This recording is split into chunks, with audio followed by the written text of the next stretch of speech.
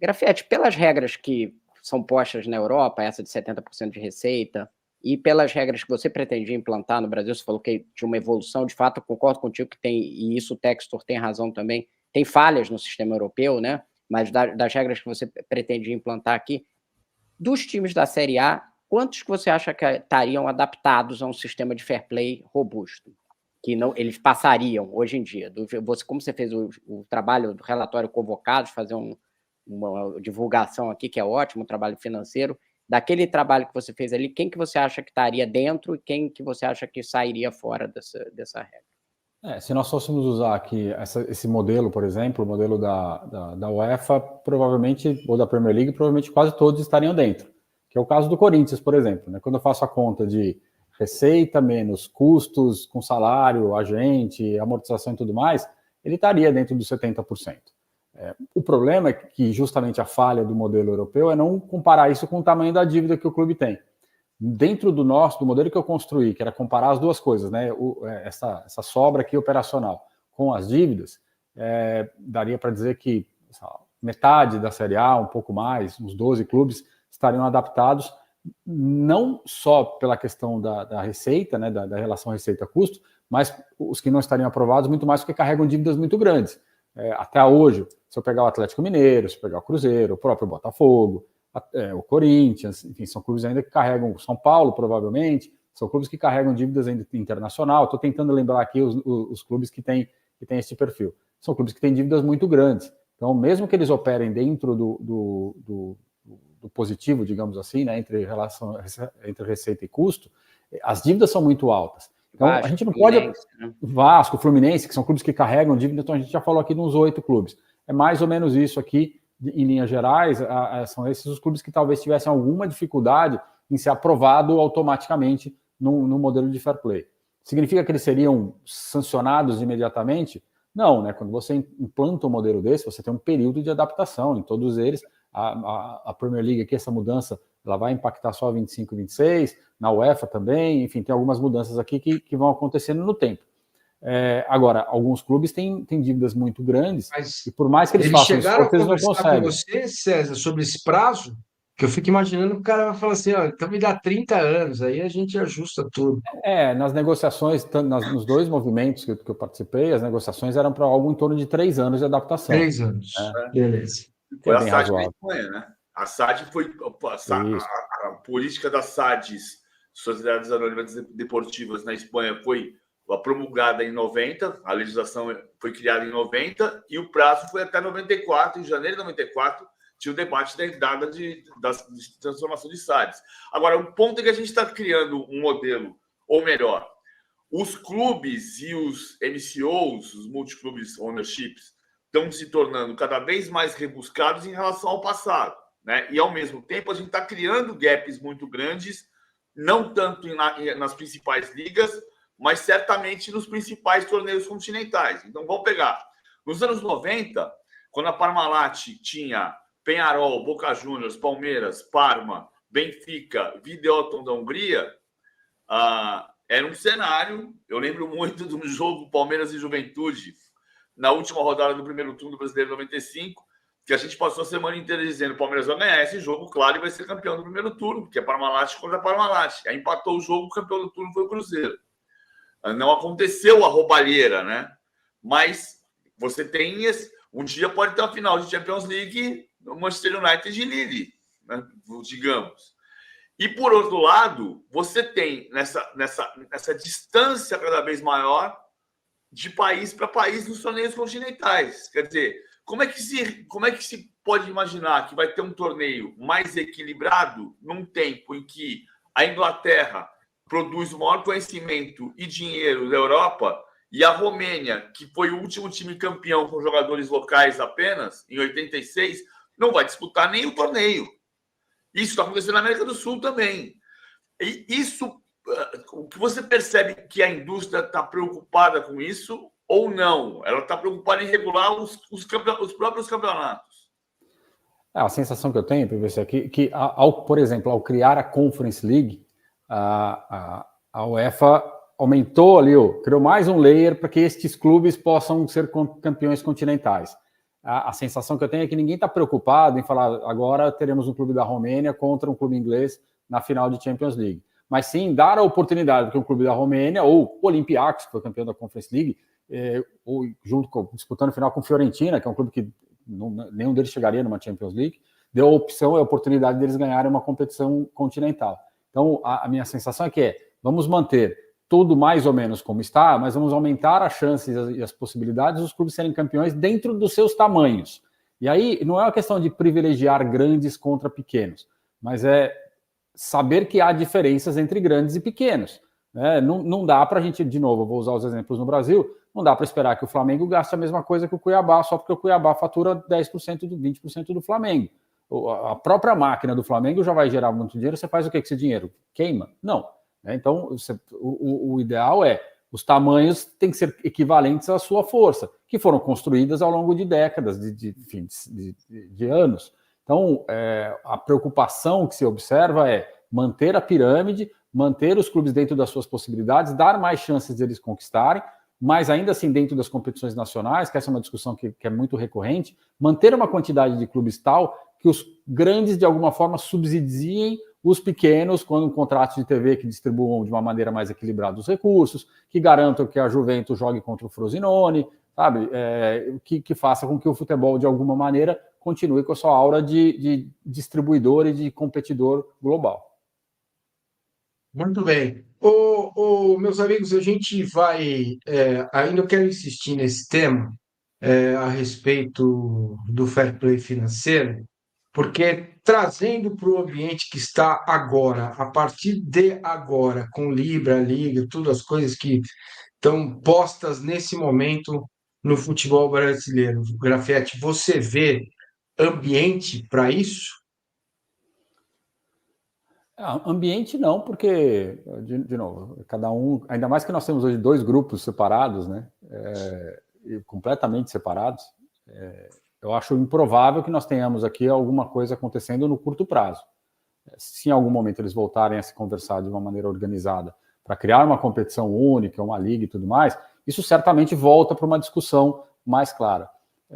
Neste momento eu não vejo chance, até porque o que foi criado num grupo é diferente do que foi criado no outro, a expectativa de um grupo é diferente da expectativa do outro. Na Liga Forte União se espera muito mais equilíbrio, na Libra o equilíbrio existe mais com um certo respeito entre as diferenças. Então, assim, não vejo, eu vejo necessário, cada vez mais necessário, à medida que o futebol vai ficando mais complexo, MCO, investidor, o Pedro do BH comprando o Cruzeiro, enfim, briga de 777 com o Vasco, a gente colocando dinheiro, não sei se a Crefisa vai comprar um clube, aquela coisa toda. Neste ambiente mais conturbado, mais nervoso e complexo, é fundamental que a gente tenha regras mais claras e mais precisas para controlar a indústria. Seja via fair play financeiro, e seja uma coisa que ninguém fala no Brasil, que é o controle de novos acionistas. Em todas as ligas, qualquer novo dono de clube passa por um escrutínio. Quem é esse dono? Tem dinheiro, não tem dinheiro? Faz um depósito mínimo de garantia de pagamento de salário por um tempo. No Brasil, criou-se a lei da SAF e pronto, virou, entre aspas, terra de ninguém, porque você não controla quem está entrando, quem está colocando dinheiro, de onde vem esse dinheiro. Então, são aspectos legais que a gente não conseguiu tratar e não consegue tratar, e só vai aumentando a bola de neve. Né? A gente fala aqui como se fosse regulação e limite para digamos assim, evitar que o clube que tem um investidor gaste muito, mas na verdade é uma proteção para o clube.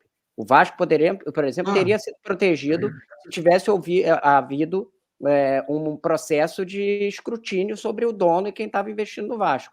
Isso vale para todos os outros. Acho que o dono, por exemplo, do Atlético e do Cruzeiro são mais conhecidos, o capital é conhecido, qual é a fonte. Talvez faça menos sentido o escrutínio nesses casos, mas no caso do Vasco, por exemplo, teria sido pego se você tivesse...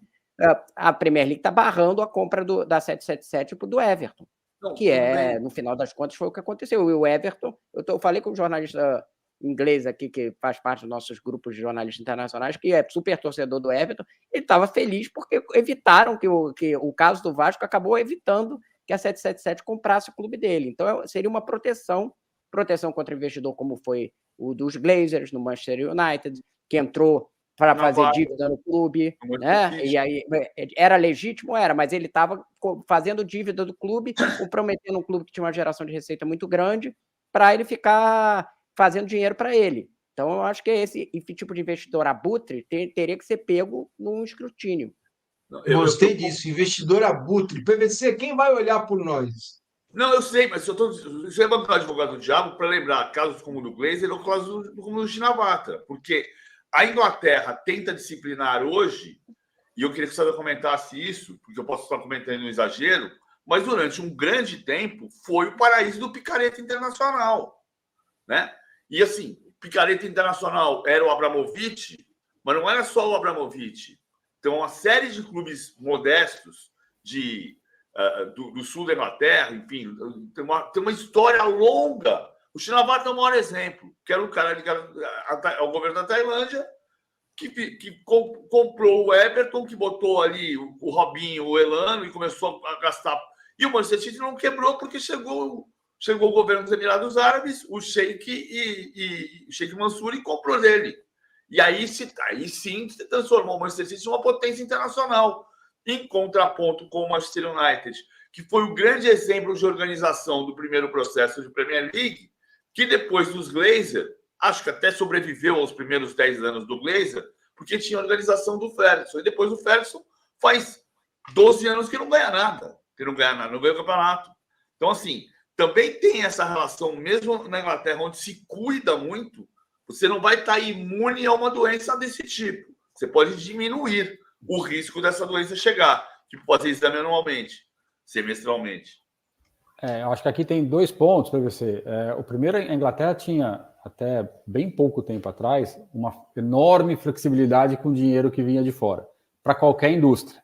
Então, se você esquentava o dinheiro, não importa a origem. Então, você trouxe o dinheiro, aplicou na Inglaterra, está declarando que trouxe 5 bilhões de libras, então está tudo bem, agora, a partir de agora ele é um dinheiro limpo, segue sua vida.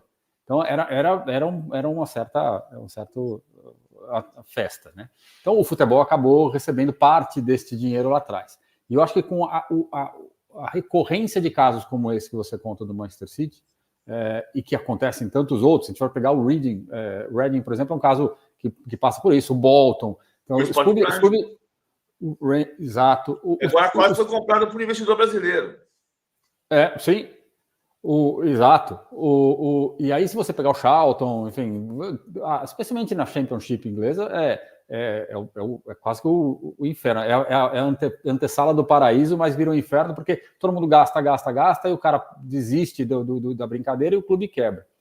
Por isso que eu acho que a Premier League foi criando e desenvolvendo melhor esse processo de controle dos novos donos, a ponto de a primeira tentativa do PIF de comprar o Newcastle tenha sido barrada lá atrás, não pela questão financeira, mas por questões humanitárias e tudo mais, enfim, direitos humanos, eu sei o quê. Depois passou, mas barrou uma primeira vez, barrou o Everton agora. O Everton foi comprado agora, não lembro, mas acabou de ser comprado formalmente por alguém que tem um outro time, acho que foi o Friedkin da Roma, se não me engano, que comprou o Everton.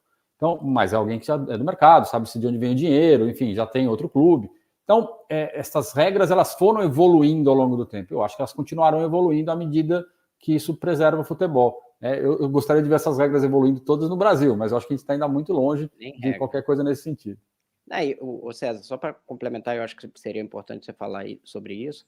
Assim, sem regra nenhuma, você pode ter hoje o seu investidor que está aportando 200 milhões todo ano para você, para contratações, você ganhar um campeonato, ele esquece no ano seguinte, deixa o clube quebrar, ou vende, e aí você vai parar na mão de outro, e aí chega um estado, já teve o City, mas agora pode ter, a Arábia Saudita já falou em investir no futebol brasileiro, e a Arábia Saudita compra um outro clube, decide botar um dinheiro infinito, aí você que vai estar reclamando.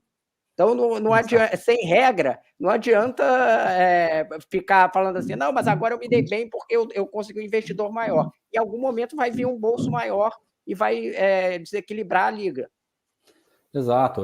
Tem dois movimentos, né? Esse, e é fato, né? Tem sempre alguém com um bolso mais fundo do que o seu para te atrapalhar, né? Então, o Textor fez isso até 2 anos, gastou muito. Você pegar os números do Botafogo, assim, prejuízos, né, enormes. Por quê? Porque estava gastando muito mais do que podia. Aí aparece agora o Cruzeiro, para gastar muito mais, então você passa a ter um competidor. Daqui a pouco o Atlético se acerta, volta a gastar. Então, o torcedor que hoje fica feliz, amanhã vai reclamar justamente da falta de controle, né? Então, isso é importante. E a segundo ponto que você comentou também eu gasto hoje, gasto amanhã, depois eu desisto, eu paro, porque meu bolso tem limite. Então, gastei 4, 5 anos, botei R$1 bilhão no negócio.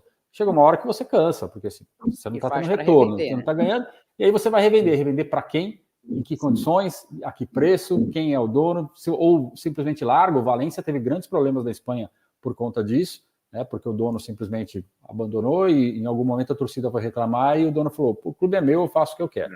Então, no fim do dia é isso, o clube é dele. Então, tem que tomar muito cuidado com esse processo e as regras, os regulamentos todos, eles servem para preservar a estrutura do futebol, para preservar o clube. Pode parecer um controle para quem está se beneficiando hoje, mas é um controle, de fato, para a estrutura como um todo.